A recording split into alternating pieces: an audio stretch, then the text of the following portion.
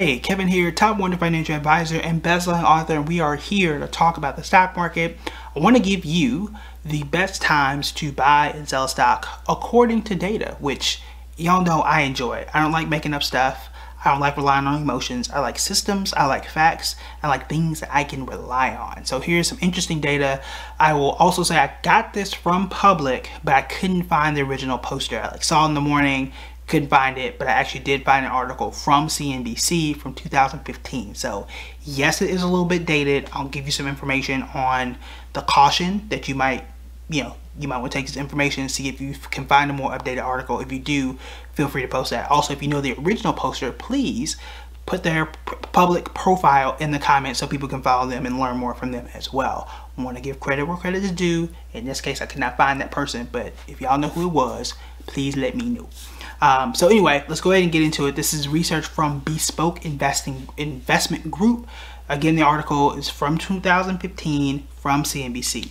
And what they did was go all the way back to 1963, and then I think from 1983, and essentially said, look, if you bought and sold a company, or really the S&P 500 is what they use, between 9:30 and 10 a.m., that was the best time. That gave you the absolute best results as an investor by buying and selling at that time. The second best time was between 3 and 4, which is the last hour in the market. The reason why this was one, that's just what the data says, but also you have mutual fund inflows and a lot of activity from investors. When we say mutual fund inflows, this is really back end stuff that you probably don't care about. Basically, when you sell an exchange traded fund, when you buy or sell a stock, like, it happens that day. Now, it may settle 3 days later, but it happens on that day.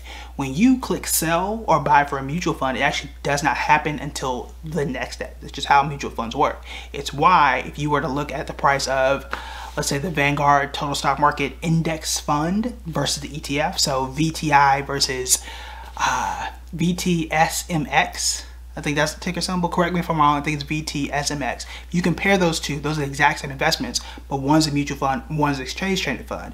If you look at these during the day, the price of that mutual fund will not change until the next day.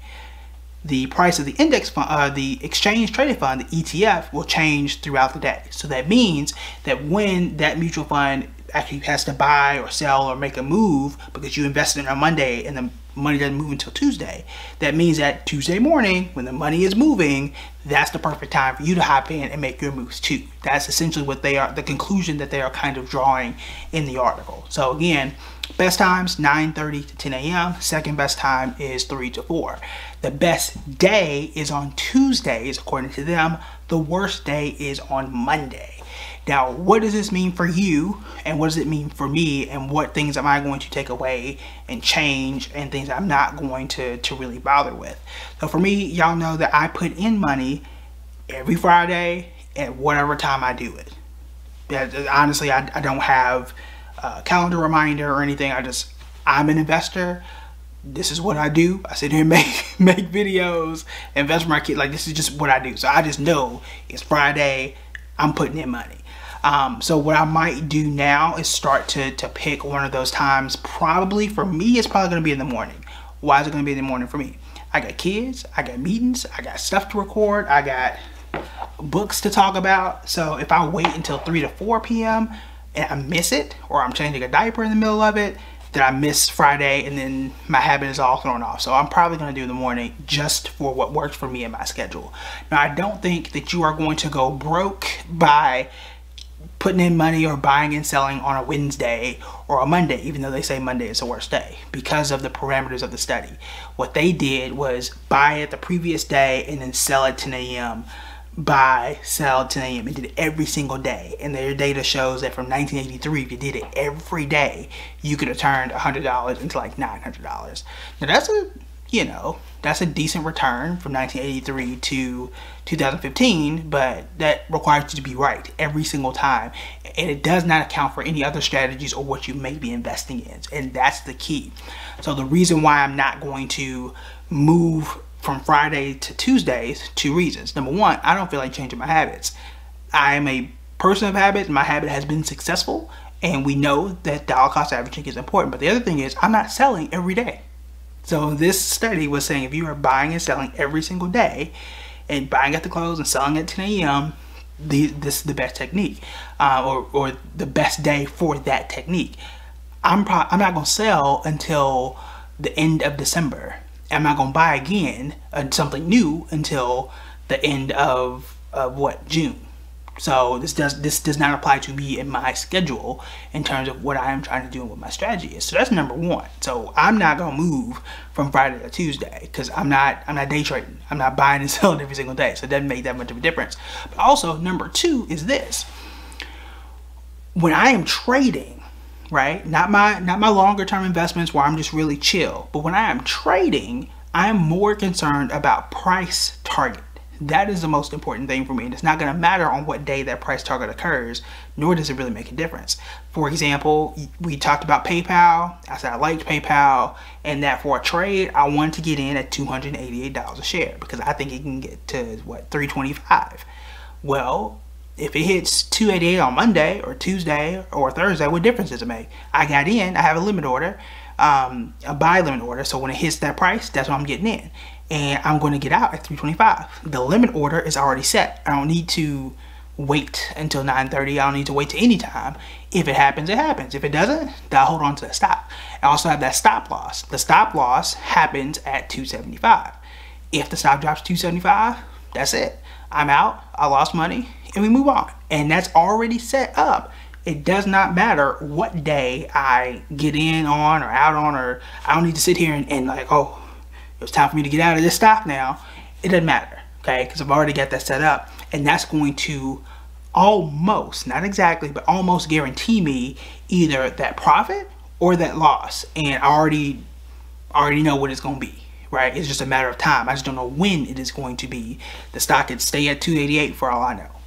We'll see, right? So it's going to take a few weeks for us to see up or down where the stock goes, but that's already set up. That's part of my plan. I don't need to now say, oh, I got this data from 2015 and now I need to buy and sell at this time on this day every single time to be successful. It is not that easy. Also, it is not that easy because that depends on what you invest in, right? The companies that you might have might work, others might not. This was just them using the S&P 500. It worked for them. It can work for you too if you do the exact same thing consistently. But again, we don't really have that comparative data either. And there's one other data point that you might want to be concerned about that we do not have. Unless they have updated this, which from the article it was not, but you know, it's been 6 years, there may be something else out there, is that from 2015 to 2021, a lot of stuff has happened, including the proliferation, the increase in exposure for the stock market for retail investors. Stuff like Public, stuff like Robinhood, the increase in fractional shares for everybody. The data could be, I'm not sure if it is, but data could be a bit different in terms of more people being active in the morning, more people being active in the afternoons, or at a new time. So it may not hold as true as what it used to. Again, we don't know that, right? I would venture to say it's probably still the same. But again, it's not that simple because again, if you own Zoom, excuse me, if you own Zoom, could be different. If we're talking about cryptocurrencies, it's probably definitely different because cryptocurrencies are a 24/7 market. Okay, so you want to use it where you can, use it where it makes sense. I would not overly concern yourself about you have to buy on Tuesdays at this time every single time. If you can, it makes sense. I am gonna start to buy my DCAs, dollar cost averaging, during those times, but again, we don't have that comparative data to say that Tuesdays was this much better than Fridays, at least not from the article, right? Tuesdays are the best. 9:30 to 10, second best times 3 to 4, and you can use that information for how you wish, right? But you still don't want to just buy any and everything during those times. It's not going to be that one technique that's going to set you apart from everything else.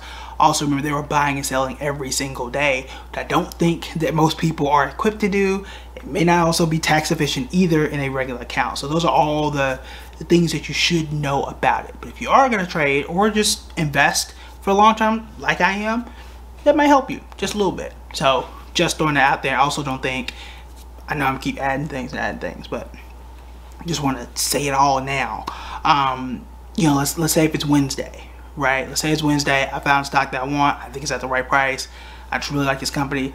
I don't think you waiting until the next Tuesday just to get in at 9:30 is the absolute best thing for you, because who knows what can happen between, you know, Wednesday, Thursday, Friday, Monday, and then that Tuesday. The stock could be way more expensive. I have no idea. So all things that you want to consider, the data is the data, and the data didn't lie, but they tested doing a very specific thing.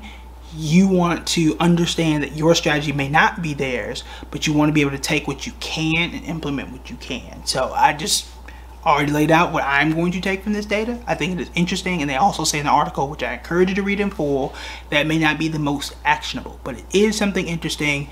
A little bit of things that you can kind of use, but don't take it overboard and make it like the gospel.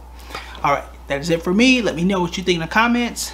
Make sure that you also go to buildingbread.com/blueprint to get the book. It is an incredible resource, not just for history and learning, but also to understand the stock market and to create generational wealth. All right, that's it for me. Talk to you guys later. Bye.